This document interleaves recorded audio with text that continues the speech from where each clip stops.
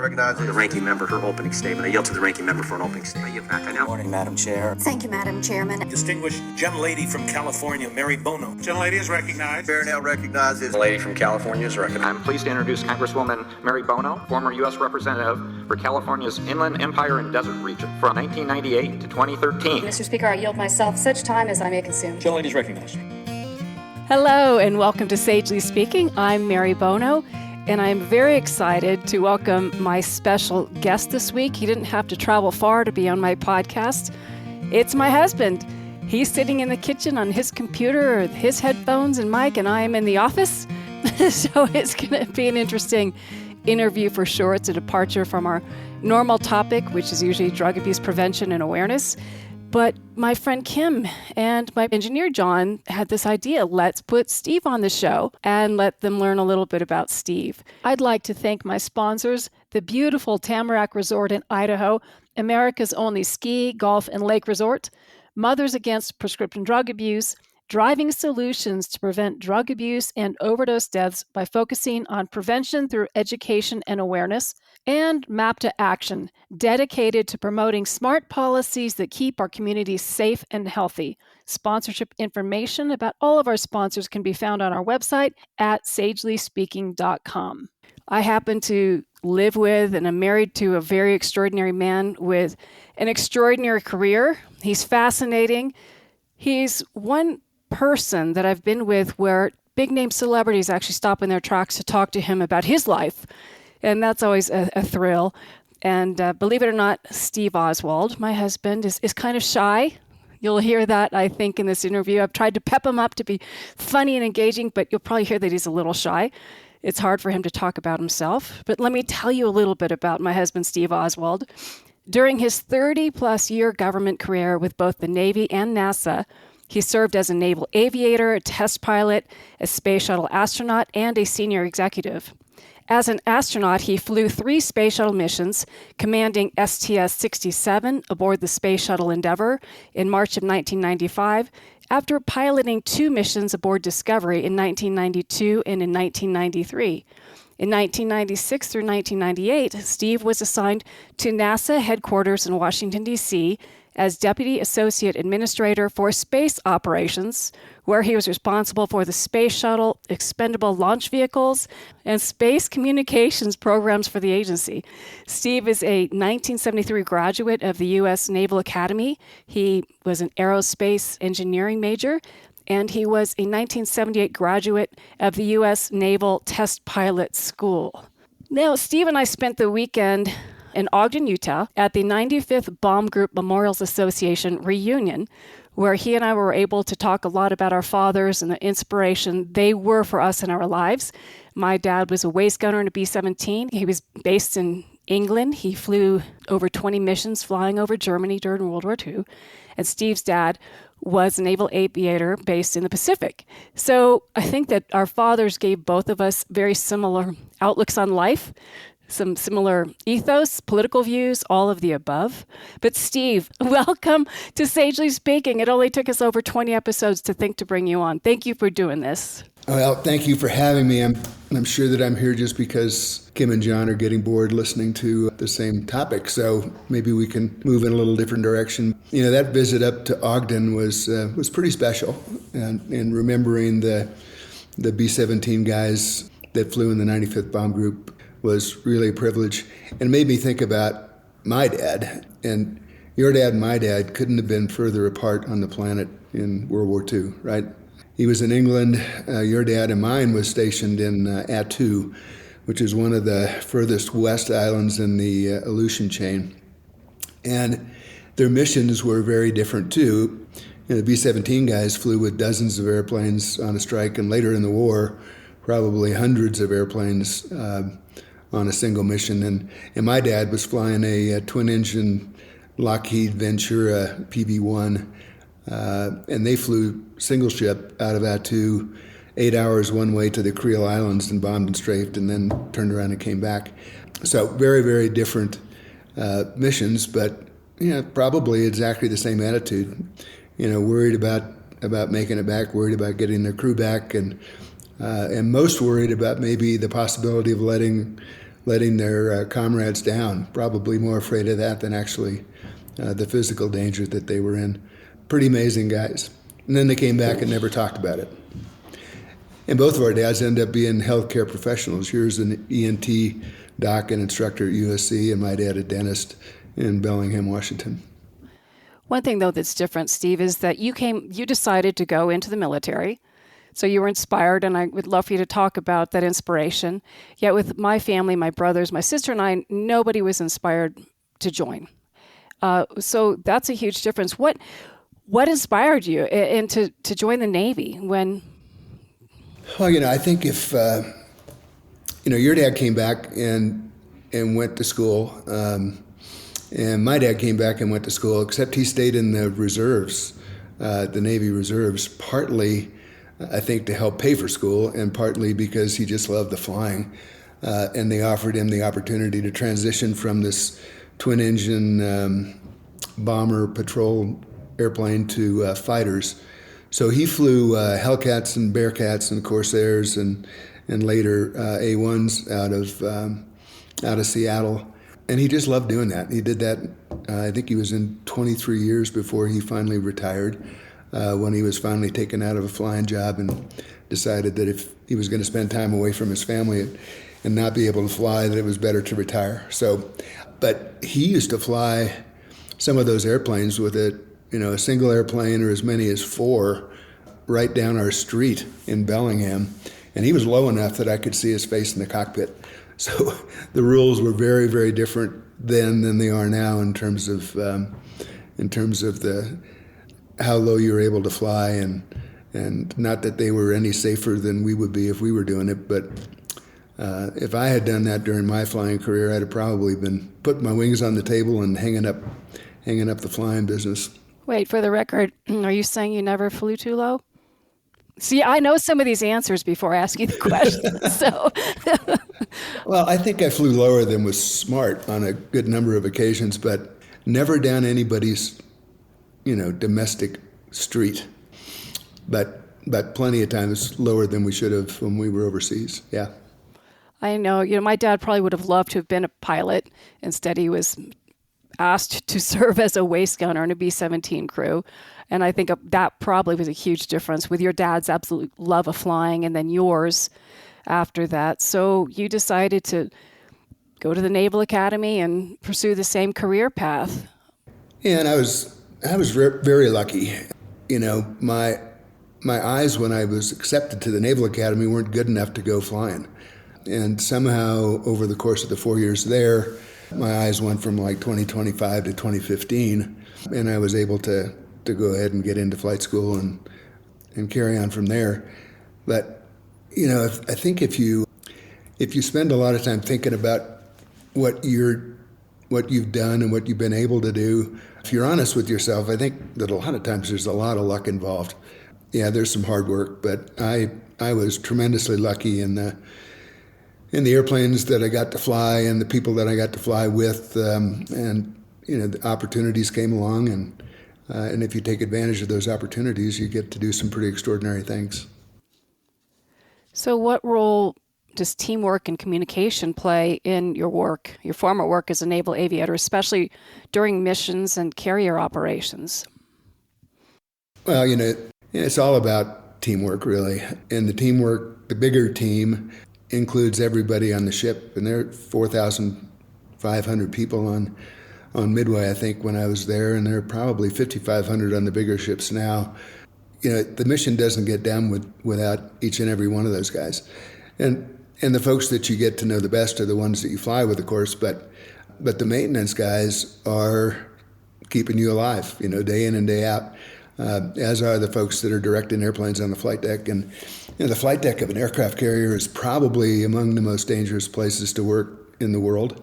Not so much for the guys in the airplanes, but for the guys that are working, whether they're moving chains around as plane captains or whether they're directing traffic as yellow shirts. It's pretty awe-inspiring to see those guys out there in all kinds of weather and dead of night. But in terms of flying airplanes, if you lost a radio back in those days, you were kind of out of luck in terms of getting back aboard.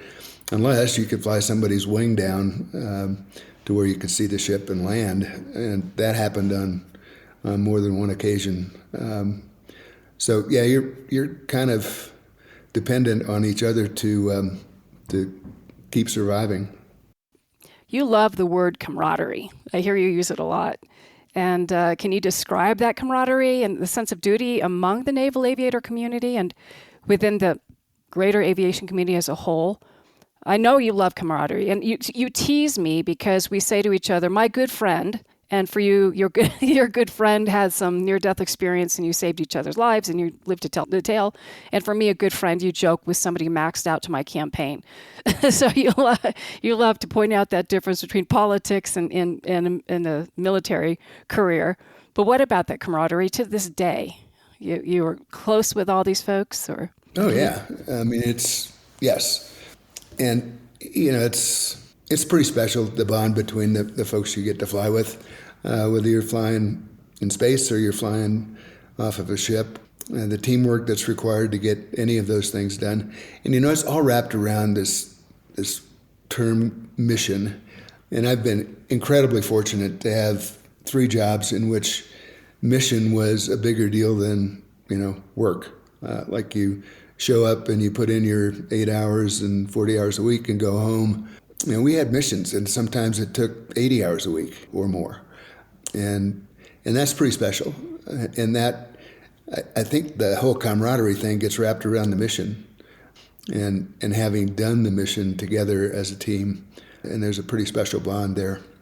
Those experiences, how was your perspective on leadership, discipline, and dedication forged? Obviously, very mission-focused, but I'm assuming that the skills you learned aboard the Midway and during that career led you to your career with NASA, and those attributes stayed with you forever and were very positive.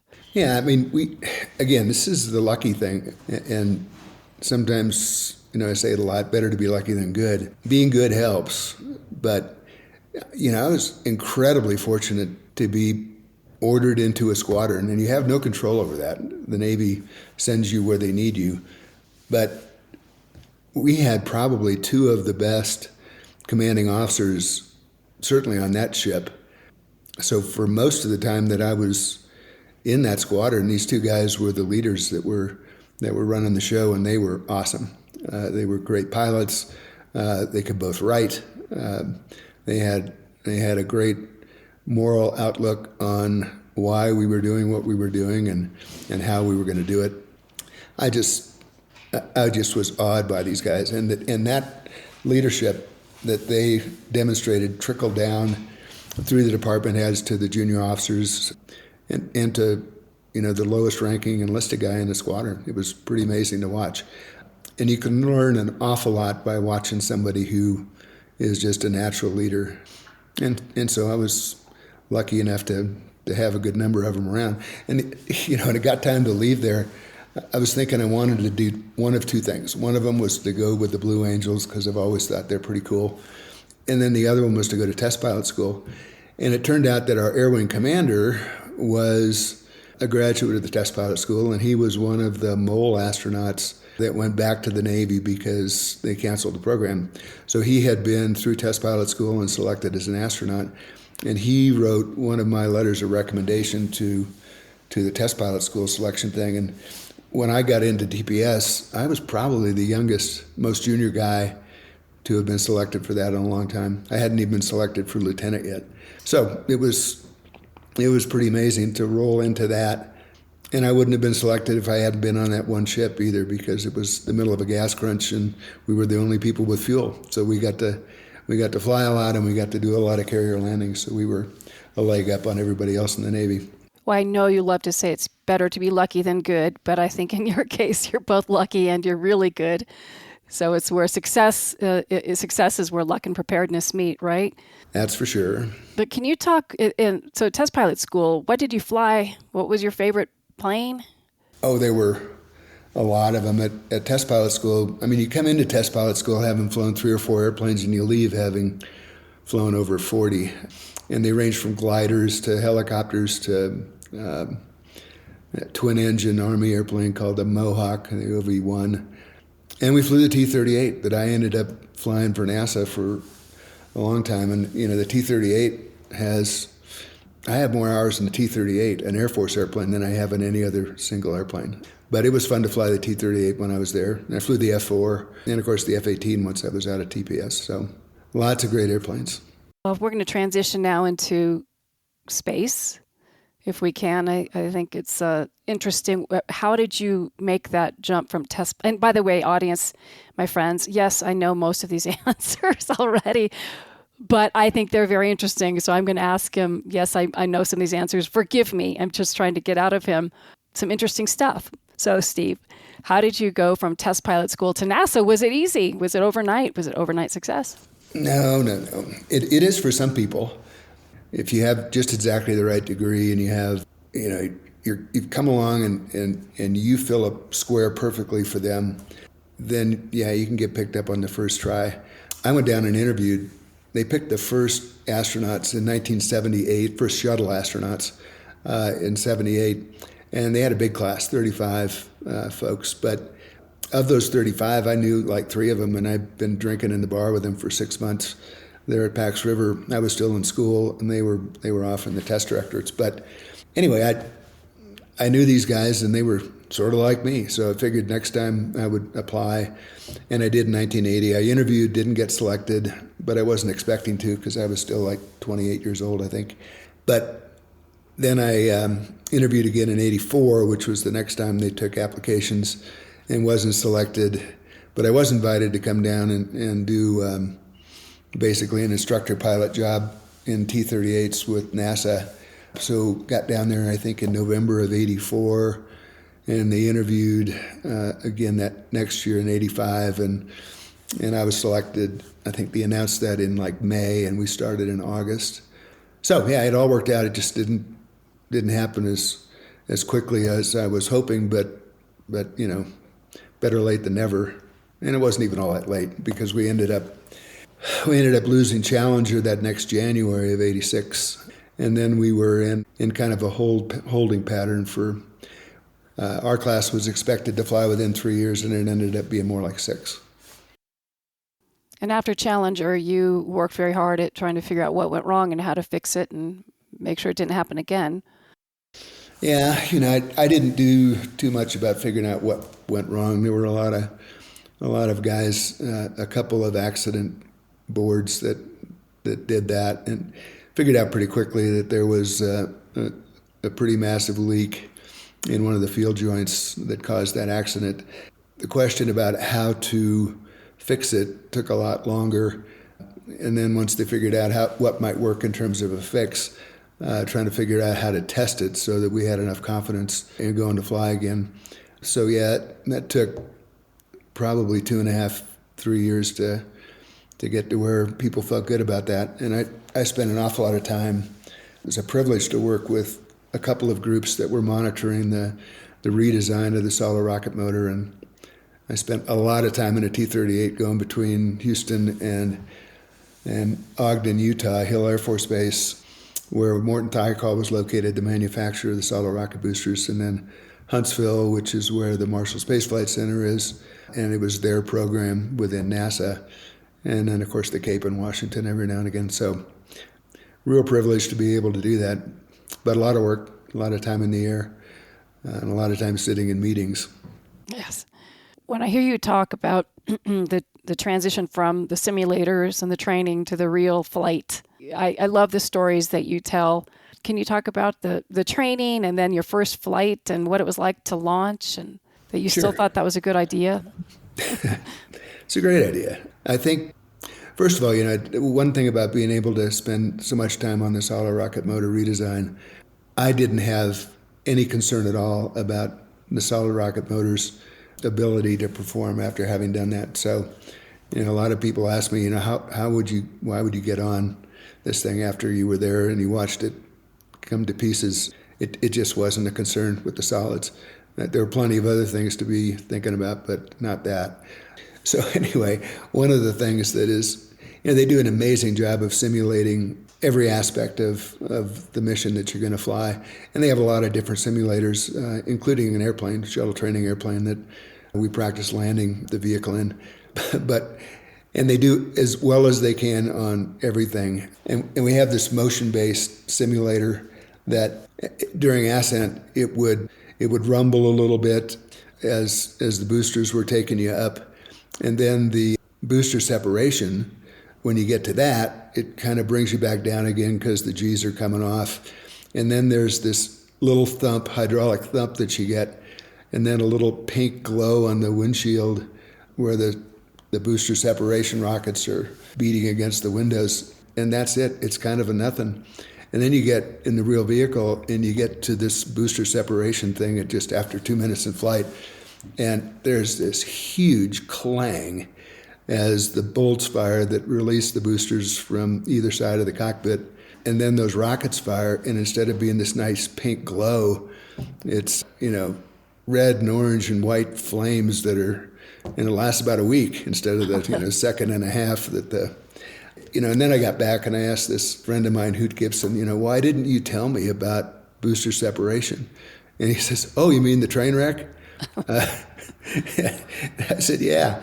And he said, well, that's something you ought to learn on your own. So you have mentioned to me time and time again that your first experience with that and then your subsequent missions, your flights, you had some fun with warning the crew, the newbies, what to expect. I think you were kinder than Hoot was on giving them sort of a gentle introduction to what they were about to experience. Yeah, I tried to keep everybody aware of what was going on during ascent.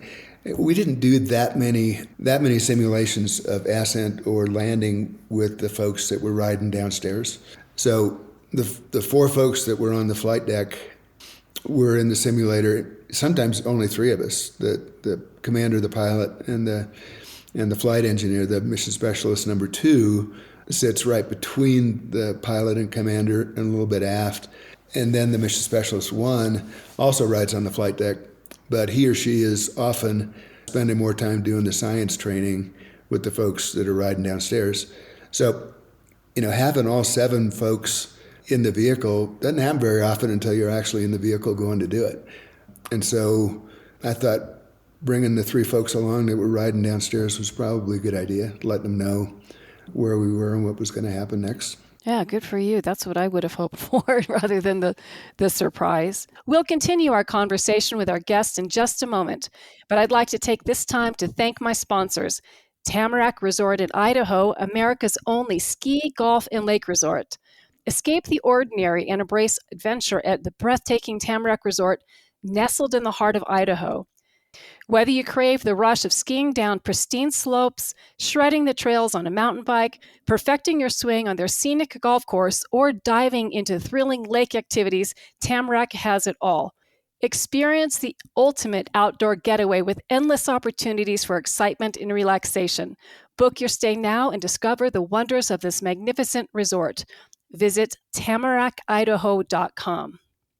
Mothers Against Prescription Drug Abuse, driving solutions to prevent drug abuse and overdose deaths by focusing on prevention through education and awareness. Map to Action, dedicated to promoting smart policies that keep our communities safe and healthy.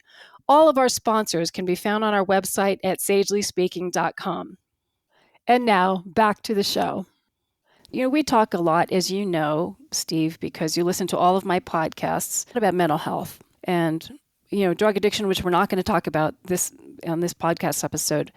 But what about the psychological challenges of being in space? How do they prepare you for that?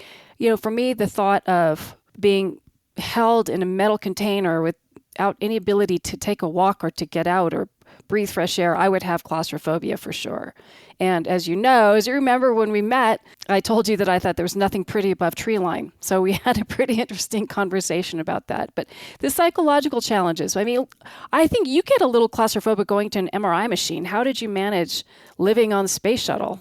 It's a lot different than an MRI machine. But it's not like you don't have a view. Right? It's just spectacular looking out the window, and it doesn't matter whether it's daytime or nighttime, it's still spectacular.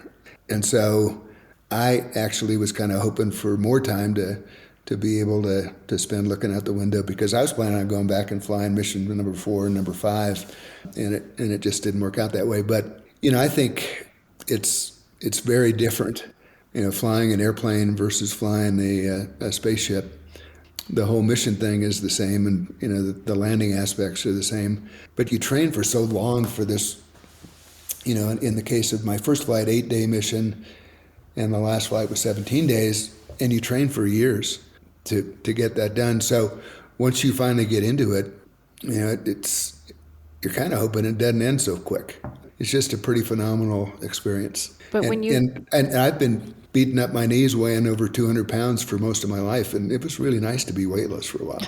Actually, talk about being weightless. I love what happens to your body and to your spine. And yes. Yeah, so we had one experiment on my first flight, which was a Space Lab module flight. So we had this big module in the payload bay and a tunnel that went from the mid-deck out to the module. And one of the experiments that was in the module was called back pain in astronauts. And one of the things they wanted to know was how much the vertebrae expanded as you were spending time on orbit.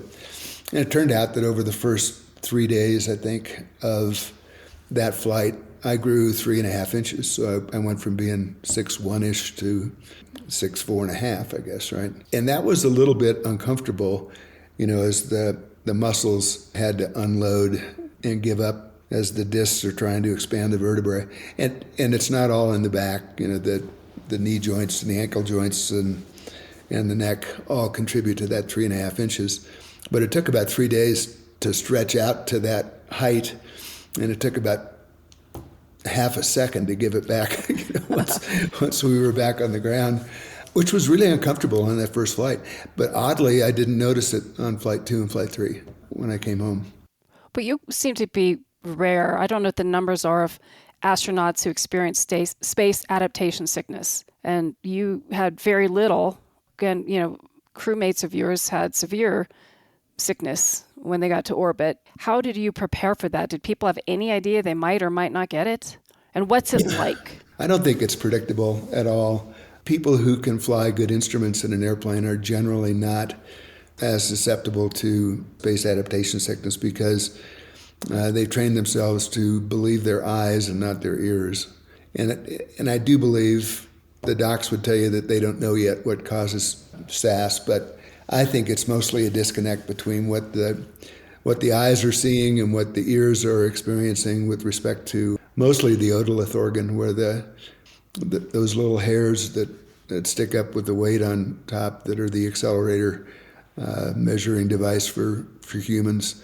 It's just all screwed up on orbit because it relies on gravity for most of what it's telling you. And so if you fly when you're 40 years old, you've been believing your ears for 40 years. And, 8.5 minutes after liftoff, you're 0G and that inner ear thing is lying to you. So if you've had to focus on instruments in order to understand what the attitude of the airplane is and not believe in your ears, and, then I think you do a little bit better on orbit.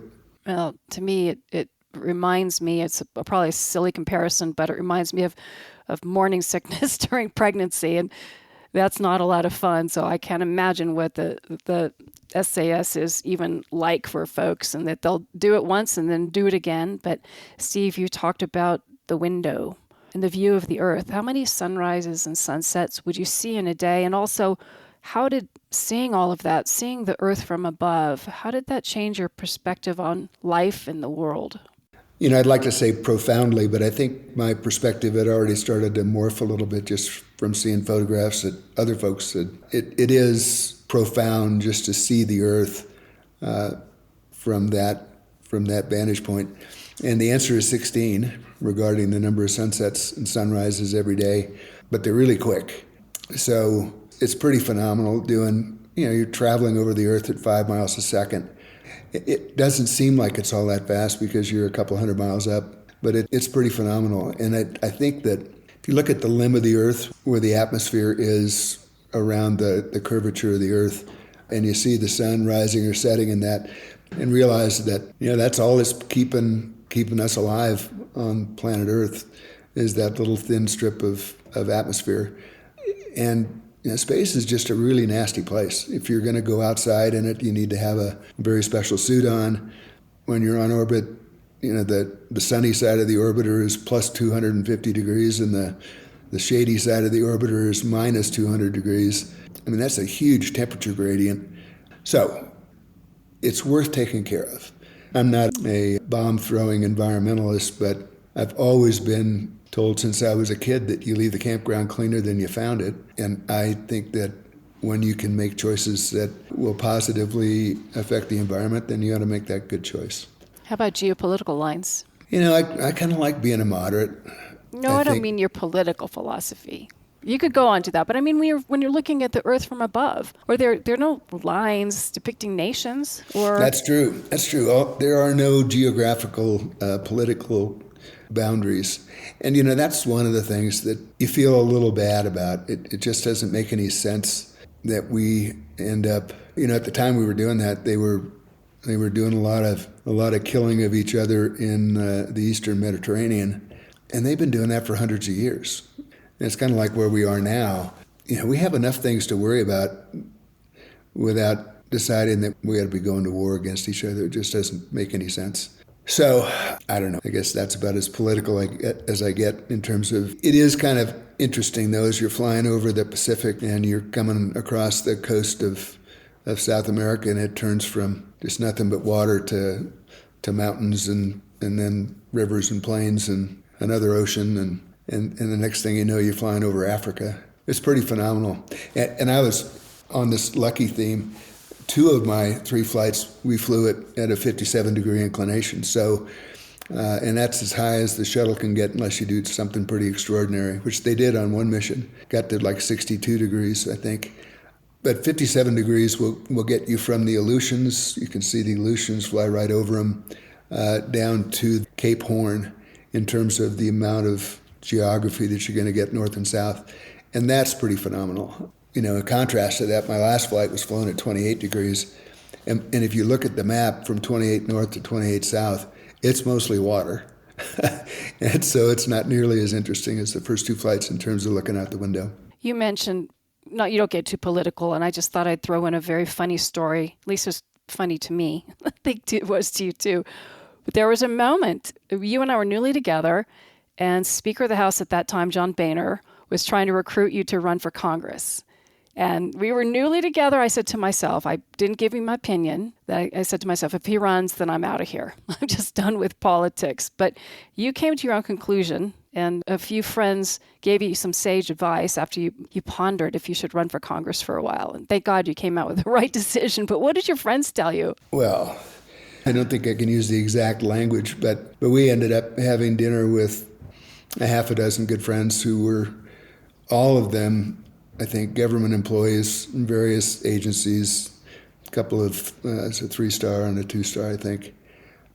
Anyway, so I was telling them what I was thinking about running for Congress in this district in Houston, and they listened very politely. And then one of them said, "Steve, you've had 3 great jobs in your life. What the F are you thinking about?" And so I walked away from that opportunity, thankfully. Yes, thankfully, because here we are, you in the kitchen and me in the office. But back to space. What technologies or advancements do you think will shape the future of space exploration? I think there's going to need to be something really different happening in terms of propulsion, in-space propulsion. Because right now, we can get to Mars, but it's 7 months one way. And then if you're going to spend any meaningful time on the surface of Mars, it ends up being a 3-year mission, which is really painful. I mean, it's one thing to go fly a 17-day mission in shuttle, and you're looking down at the Earth and it's right there. Or even to go to the moon, which is 2.5 days away with the current propulsion technology. That's not very tough. 3 years going out to Mars with no immediate communication. I mean, it's far enough away that the lag, even at speed of light, is measured, and I don't know what the actual number is, but it's measured in minutes. That's hard. So we're going to need to figure out how to get there more quickly, get back more quickly. And if we're ever going to go further than Mars, we got to do something dramatically different than chemical propulsion. I think that 3-year mission is going to be, we didn't do a whole lot of psychological stuff. You asked me about it, and there wasn't a whole lot that we did. Everybody was just excited to go. But NASA's going to have to spend a lot of time thinking about how to keep people psychologically healthy during that Mars mission. Absolutely. Again, with no tree line to look at in my instance, I can't even imagine what 7 months like would be in a tin can floating around. And by the way, you were wrong about there's nothing pretty above tree line. You know that, right? Okay. Tell me how wrong I was. Although you can't wait to go fishing. You even got a fishing shirt on right now. So I think you're conflicted on this. I just look out our window here and, those mountains that are above tree line are very, very pretty. Just saying. You're right. I think the great piece of advice for any marriage is, right, you can either choose to be right or you can be happy. Never be happy, yes. I know. Oh, you're right, though. You're 100% right, though. But, of course, you know what I love? When you walk around, not only the United States, but I would say the world, it's very common to come across somebody wearing a NASA T-shirt. You don't see a lot of people wearing like the IRS T-shirts, and no longer do you see people wearing a U.S. Congress T-shirt. But NASA, people reaching for the stars. It speaks to our better selves and exploration and looking up and dreaming. What advice would you give to someone aspiring to become an astronaut? I always tell young people that, getting to be an astronaut is an incredible long shot, but what you should do is find something that you love doing. In my case, it was flying airplanes. For others, it was being an MD or being a geologist or being whatever. But if you find something that you love doing, then you're probably going to be pretty good at it because it's not like work. It's something that you wake up to every morning and can't wait to go do it again. And if you're lucky enough to find that, and oh, by the way, it's something like, some field of science. And, NASA hires mission specialists that are operations guys, that are MDs, that are astrophysicists, all kinds of different disciplines. Generally, they are all technically trained somehow. And except for the teachers, I think all of them that have ever flown with NASA have had some kind of a technical degree. But the other thing that is really good to have, doesn't always work out that way, but finding people that are bright enough, have a great work ethic, and can work well with others is probably the 3 main criteria. And actually, I think I was never on the selection board, but I've been told that the rule number 1 is don't pick a loser. So, yeah, and that, is most of the folks that come out of the military, and all of the pilot astronauts come out of the military, in order to do well individually in the military, generally the unit that you're in needs to do well. And so all of those people have learned from an early age that the success of the organization is critical to your own success. And so generally they put the mission ahead of self. And there are a lot of folks that come out of academia where almost the opposite is true. And so picking the good mission specialists, the good scientists, is more difficult, but they got it right almost every time. It's pretty amazing. Bunch of great folks. There are thousands of questions I could ask you, and certainly very technical questions that a lot of other people could probably get a lot deeper into than I'm capable of doing. But one thing that I didn't ask you, and I think for me it's an important thing you talk about a lot, and that is when people say, what was the scariest thing? Then, launching into space or, something else in your career. And you talk about nighttime carrier landings. And so back to your naval career, nighttime carrier landings. Yeah, that's still the most tense thing that I've ever done. It is kind of interesting. One of the early guys, one of the original 7, and I might have been Cunningham, can't remember. But one of them was heard sitting on the pad, and he apparently had forgotten that he was hot mic, and he said, "Oh, please God, don't let me F this up," right? And there's a lot of that you think about.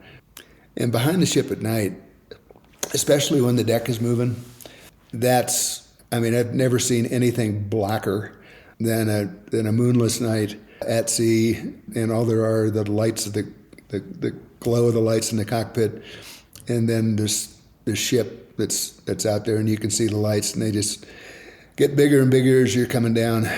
And, when the deck's moving, sometimes you just can't land. And the landing safety officer, the LSO, will wave you off and send you back into the black, and you make another trip around the pattern. Yeah, that's spooky stuff. You had 99 landings. Yep, wasn't You looking for 100. Yeah. I quit. I'm done. I didn't need, and after I left Midway, I didn't get to fly off the ship anymore, except for to take the F-8 out there and get 10 landings, all of them in the daytime. It was lovely. Yeah, a lot of fun. Well, I could not be more proud to be your wife. And I think about this, and it's going to sound so corny to you, but our television throws up a screensaver on occasion, and there's a picture of the Earth from space, or something that you recognize instantly. And then my favorite thing is when you say, well, I might have even taken that photograph. But it's pretty cool to be living with somebody who can look at the Earth from above and have seen that view and remember it. But I also think, to get corny, everybody, that I just could not be more proud to be with somebody who has had a life of service to our country and has done it gladly, happily, with distinction and honor. And I am just so proud to be your wife. So thank you, Steve, for talking with us on Sagely Speaking. You bet. And the same back at you, Mary Nell. I couldn't be prouder to have you as my wife and live on this rock with our dog. It's pretty cool. But I also wanted to thank you for, and I know we haven't talked about the opioid epidemic or the fentanyl poisonings and that sort of stuff, but I do appreciate all the work that you're doing, you and Kim and John and the folks at MAPTA, because it's a big deal. Between us, we have 11 grandchildren, and it's terrifying to think. And one of those is already at college, and the next one is going off next year, and that's spooky stuff. So educating these young folks about, the hazards that are out there is critical to their survival. So, thank you. Well, thank you for being an ambassador for MAPTA and putting your talents and name and likeness behind the work that we do, and for giving me enough headroom to do it if I were a horse. But I want to, again, thank you. And I guess we have to go get back to some yard work and figure out what's for dinner. But I will see you in the kitchen in a minute. But I wanted to thank you for listening, and thank you again to all of our sponsors, Tamarack Resort in Idaho, MAPTA, and MAPTA Action. Please like, subscribe, and share the podcast. And if you have any thoughts or comments, I would love to hear from you. You can find us at hello@sagelyspeaking.com. And again, a special thank you to John and Kim for all of their hard work on this podcast. Again, thank you for listening. And until next time, be well.